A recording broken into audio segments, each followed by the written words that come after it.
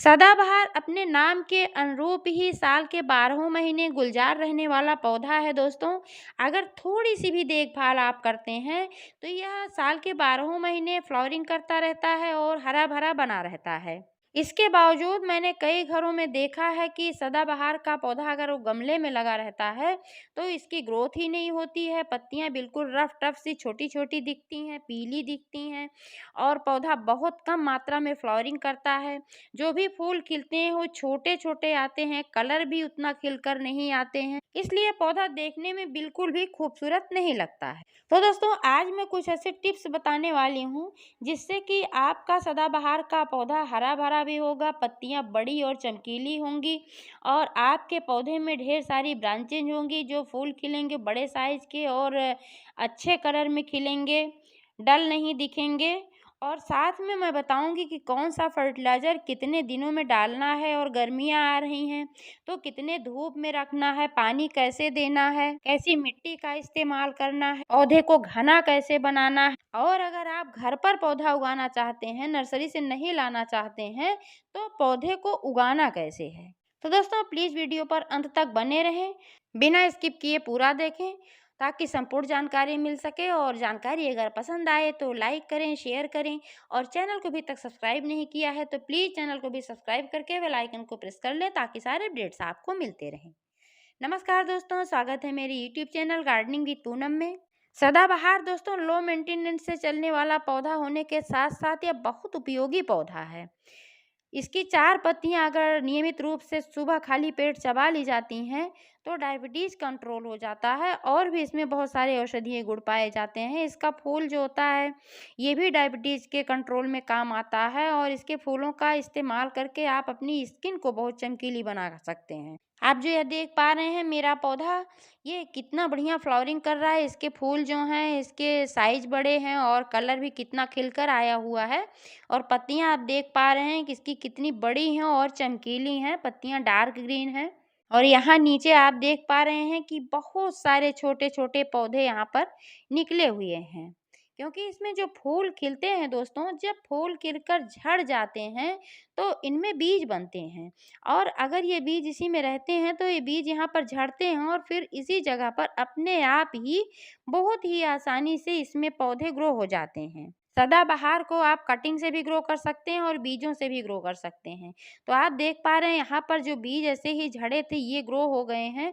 अगर आप इन बीजों को ग्रो करना चाहते हैं, रखते हैं स्टोर करके और कभी भी ग्रो करना चाहते हैं तो भी आप बहुत ही आसानी से ग्रो कर सकते हैं। बीजों को मिट्टी में डालने के बाद ऊपर से कवर कर देना है और नमी बना करके रखना है और आप देखेंगे कि 7 दिनों के अंदर ही आपका पौधा निकलने लगेगा। और कटिंग से ग्रो करने के लिए जहाँ से ब्रांच निकलती है नीचे से और वहाँ से कोई निकली ब्रांच ऐसे ही निकल रही है तो वहाँ से आप अगर कटिंग लेंगे तो वह कटिंग बहुत ही आसानी से लगती है। ऊपर की कटिंग उतनी आसानी से ग्रो नहीं हो पाती है, लेकिन नीचे की जो कटिंग होती है उसमें जड़ें बहुत ही आसानी से निकलती हैं। सदाबहार का पौधा उगाने के लिए सबसे पहले मैं बात करूंगी पॉटिंग मिक्स की। सदाबहार को उगाने के लिए जल निकासी वाली भुरभुरी मिट्टी का ही इस्तेमाल करना चाहिए और गमले में नीचे ड्रेनेज होल का होना आवश्यक होता है। ये सभी पौधों के लिए ज़रूरी होता है। आप देख पा रहे हैं कि यहाँ पर मैंने छोटे छोटे गमलों में 2 पौधे और लगा करके रखे हुए हैं और ये पौधे मैंने यहाँ जो ये पौधे इसमें निकले हुए हैं इन्हीं में से मैंने 2 पौधे लेकर के यहाँ पर लगा दिए थे। अभी ज़्यादा से ज़्यादा 1 सप्ताह हुआ है और आप देख पा रहे हैं कि इन पौधों की ग्रोथ बहुत ही अच्छी हो रही है। ऐसे ही पॉटिंग मिक्स बना करके मैंने इसमें लगाया था। अब ये पौधे इसमें अभी पड़े हुए हैं तो इनकी ग्रोथ उतनी नहीं हो रही है क्योंकि यहाँ पर बहुत सारे पौधे हैं। तो जब पौधे कई एक साथ रहते हैं तो उनको उतना पोषण नहीं मिल पाता है, इस वजह से पौधों की ग्रोथ नहीं होती है। अब आप देख पा रहे हैं कि यहाँ से मैंने ये पौधे निकाल करके जो यहाँ लगा दिए हैं तो इनकी ग्रोथ अच्छी खासी हो रही है और पत्तियां भी काफ़ी चिकनी और चमकदार और बड़ी निकल कर आ रही हैं। और ये जो पौधा है दोस्तों तो इसमें आप देख पा रहे हैं कि कलियां बनना भी स्टार्ट हो गई हैं। तो मैंने इसकी पिंचिंग नहीं की थी, थोड़ा-सा मैं लेट हो गई और पहले इसमें कलियाँ निकलना स्टार्ट हो गई, मैंने ध्यान नहीं दिया। तो अब मैं इसकी पिंचिंग नहीं करूँगी, क्योंकि अभी मैं इसकी पिंचिंग करूँगी तो साथ में कलियाँ भी टूट जाएँगी। तो मैं क्या करने वाली हूँ दोस्तों कि जो ये कलियाँ इसमें बन रही हैं, तो ये जब फ्लावरिंग कर चुकेगा पौधा, तो यहाँ से नीचे से थोड़ा-सा 2 इंच में कट करके हटा दूँगी। तो फिर यहाँ से साइड ब्रांचेज़ निकलेंगी और मेरा पौधा और घना हो जाएगा और अच्छी खासी फ्लावरिंग करेगा। और यहाँ पर ये जो पौधा देख पा रहे हैं थोड़ा छोटा है, तो अभी इसमें कलियाँ नहीं बन रही हैं। तो इस पौधे की मैं पिंचिंग कर दे रही हूँ। ऊपर से चुटकी से ऐसे ही थोड़ा-सा 2-3 पत्तियाँ कट करके हटाना होता है। नाखून का इस्तेमाल बिल्कुल ना करें, ऐसे ही चुटकी से तोड़कर हटा लें, क्योंकि नाखून का इस्तेमाल करने से पौधे में संक्रमण होने का खतरा बना रहता है। इसलिए कभी भी किसी भी पौधे पर नाखून का इस्तेमाल बिल्कुल ना करें, चाहे आप तुलसी की मंजरी तोड़ रहे हों या किसी पौधे की पिंचिंग कर रहे हों, तो नाखून का इस्तेमाल ना करें, चुटकी से ऐसे ही तोड़ दें या फिर आप सैनिटाइज़ किया हुआ प्रूनर लेकर के उससे कर सकते हैं। लेकिन दोस्तों यहाँ पर 2-3 पत्तियाँ ही हटानी है, तो ये ऐसे ही पिंचिंग कर देना ही ज़्यादा अच्छा होगा। पानी की बात करें दोस्तों, तो सदाबहार के पौधे में नमी बना करके रखना चाहिए, बिल्कुल नहीं सूखने देना है और जलभराव से बचें। बहुत ज़्यादा पानी नहीं डालना चाहिए, इससे जड़ सड़न की समस्या हो सकती है, पत्तियाँ पीली पड़ सकती हैं, आपके पौधे में फ्लावरिंग रुक सकती है। तो इसलिए आप इस बात का ध्यान रखें, पानी तो इसमें नियमित रूप से डालें, लेकिन जलभराव ना करें, अतिरिक्त पानी ना डालें कि जिससे मिट्टी दलदली ना होने पाए, जड़ें सांस लेने पाएँ। मिट्टी को भुरभुरी बनाए रखने के लिए 15 दिन में 1 बार मिट्टी की गुड़ाई अवश्य करें। पौधे की अच्छी ग्रोथ के लिए धूप का भी मिलना आवश्यक है, आप बिल्कुल छाया में ना रखें, धूप में रखें, लेकिन दोपहर की धूप से अपने पौधे को बचाएँ, क्योंकि अब गर्मियों का सीज़न आ रहा है, अभी तो थोड़ा गनीमत है, आगे के समय में और भयंकर गर्मी पड़ने वाली है और धूप बहुत ज़्यादा तेज़ होने वाली है। तो ऐसे समय में दोपहर की धूप से अपने सभी पौधों को बचाएँ, नहीं तो आपके पौधे मुरझा सकते हैं। दोपहर की धूप से बचाने के लिए आप अपने पौधे को सेमी शैडो में रख सकते हैं, जहाँ पर छन-छन के धूप आती है, किसी वृक्ष की छाया हो या ऐसे इस तरीके से। अगर ऐसा कुछ नहीं है, तो आप ग्रीन नेट का इस्तेमाल कर सकते हैं। लेकिन सुबह-शाम की धूप लगना बहुत ही आवश्यक होती है, शाम की तो उतना नहीं, लेकिन सुबह की धूप जो होती है, सभी पौधों के लिए अमृत के समान होती है। वैसे तो बहुत ज़्यादा कीड़ों का अटैक इस पर नहीं होता है, मैंने तो भई नहीं देखा आपने किसी भी पौधे पर, ये जो सदाबहार के मैंने लगाए।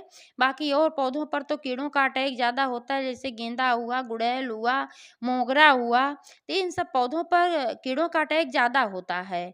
और लेकिन इस पर मैंने अभी तक नहीं देखा, मेरे कैलेंडुला पर भी कीड़ों का अटैक हो गया था, तो ऐसे सभी पौधों पर अक्सर होता रहता है और मैं ट्रीटमेंट करती रहती हूँ, बट इसमें कभी नहीं हुआ है। मेरे कई पौधे थे और इसमें भी कभी नहीं हुआ है।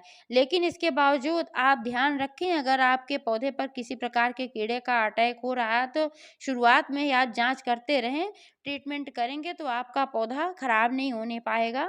तो इस पर नीम ऑयल का आप इस्तेमाल कर सकते हैं, नीम की पत्तियों से बना हुआ कीटनाशक इस्तेमाल कर सकते हैं और भी बाज़ार से कोई कीटनाशक ला सकते हैं, लेकिन जैसे ये सब जो कीटनाशक होते हैं, ये हानि रहित होते हैं, इससे पौधों को किसी प्रकार का कोई नुकसान नहीं पहुँचता है, पौधे ज़हरीले नहीं होते हैं। इसलिए दोस्तों मैं ऐसे ही कीटनाशक का इस्तेमाल करती हूँ और मैं ऐसे ही फर्टिलाइज़र का भी इस्तेमाल करती हूँ जो ऑर्गेनिक होते हैं। आज मैं अपने सदाबहार के पौधे को खाद देने वाली हूँ दोस्तों, क्योंकि जब से मैंने ये पौधा लगाया हुआ है, तब से अभी तक इसमें मैंने कोई भी फर्टिलाइज़र नहीं डाला है।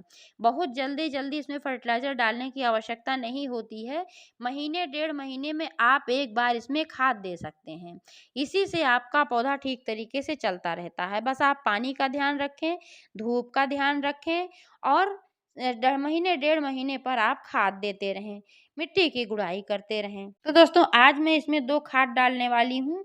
एक तो सरसों का फर्टिलाइज़र मैं डालने वाली हूँ। आप देख पा रहे हैं कि यहाँ पर मैंने सरसों का फर्टिलाइज़र लिया हुआ है, तो पीली सरसों को मैंने पीस करके रखा हुआ है और इसका इस्तेमाल मैं ज़्यादा से ज़्यादा 1 डेढ़ चम्मच करूँगी, क्योंकि मैं साथ में 2 खादों का इस्तेमाल करने वाली हूँ और ये गमला भी काफ़ी बहुत बड़ा नहीं है, तो डेढ़ चम्मच इसके लिए पर्याप्त है। आप अपने कंटेनर के साइज़ के अनुसार ही अपने पौधे में खाद डालें। आप सरसों की जगह पर दोस्तों सरसों की खली का भी इस्तेमाल कर सकते हैं। इसको आप लिक्विड बना कर के भी डाल सकते हैं और इसको ऐसे डायरेक्ट पाउडर बना कर के भी डाल सकते हैं। सरसों का जो फर्टिलाइज़र होता है बहुत ही पावरफुल होता है, क्योंकि इसमें magnesium, nitrogen, phosphorus, zinc, sulphur, बहुत सारे ऐसे पोषक तत्व होते हैं जो कि हमारे पेड़-पौधों के लिए आवश्यक होते हैं। नाइट्रोजन से हमारे जो पौधे होते हैं और मैग्नीशियम जो इसमें होता है, इससे हमारे पौधे हरे-भरे भी होते हैं और घने होते हैं, क्योंकि इससे ब्रांचेज और पत्तियों का भी विकास होता है। तो दोस्तों इस फर्टिलाइज़र को डालने के लिए सबसे पहले गमले की मिट्टी थोड़ी-सी ऊपर से हटा लेनी है और फिर इस फर्टिलाइज़र को ऐसे ही इस तरीके से डाल देना है। और आज मैं दूसरी खाद जो डालने वाली हूँ यह है गोबर की सड़ी हुई खाद। गोबर की जो सड़ी हुई खाद होती है इसमें नाइट्रोजन, फास्फोरस और पोटेशियम की संतुलित मात्रा पाई जाती है, जो हर किसी पौधे के लिए बहुत ही अच्छी होती है। इसके इस्तेमाल से पौधे की ग्रोथ भी अच्छी होती है और पौधा फ्लावरिंग भी करता है। इसको भी आप गमले के साइज़ के अनुसार ही डालें।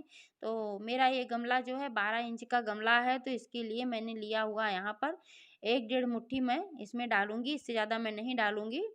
तो इतना फर्टिलाइज़र मैंने ऐसे ही इसमें डाल दिया है और ऊपर से जो मिट्टी निकाली गई थी, वो मिट्टी ऊपर से फिर से इस डाल देना है, क्योंकि फर्टिलाइज़र मिट्टी के नीचे रहता है, तो बढ़िया से लगता है। ठीक तरीके से इसमें ये डिकम्पोज़्ड होता है और जड़ों तक पहुँचता है। ऊपर से डालना है थोड़ा-सा पानी। अब आप देख पा रहे हैं कि इसमें मैंने पानी भी डाल दिया है और ये अभी कंप्लीट हो गया है। इस तरीके से अगर आप अपने पौधे की देखभाल करेंगे, तो आपका पौधा ठीक तरीके से चलेगा। तो जानकारी कैसी लगी कमेंट करके अवश्य बताइएगा। पूरा वीडियो देखने के लिए बहुत-बहुत धन्यवाद।